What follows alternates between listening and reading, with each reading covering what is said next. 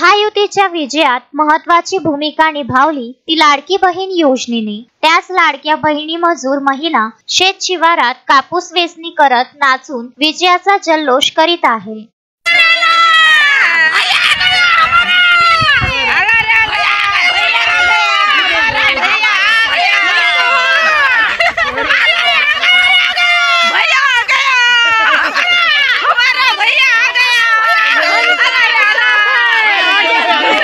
आमचा लाडका भाऊ भैया आला असे ओरडून सांगत आहे। लोकसभेतून सावरत महायुतीनं विविध योजनांच्या माध्यमातून जनतेचं लक्ष वेधून घेतलं। महिला मतदारांची संख्या लक्षात घेत महायुतीनं लाडकी बहीण योजना राबविली। निवडणुकीच्या प्रचारातही जाहिरातींच्या माध्यमातून सभेतून या योजनेचा प्रचार करण्यात आला। विरोधी पक्ष आपली योजना बंद पाडणार असल्याचंही मतदारांना सांगितलं। लाडकी बहीण योजनेच्या माध्यमातून महायुती सरकारनं महिलांच्या खात्यात 1500 रुपये देण्याची हमी दिली। निवडणुकीपूर्वी अनेक महिलांच्या खात्यात 7500 रुपये जमा झाले होते।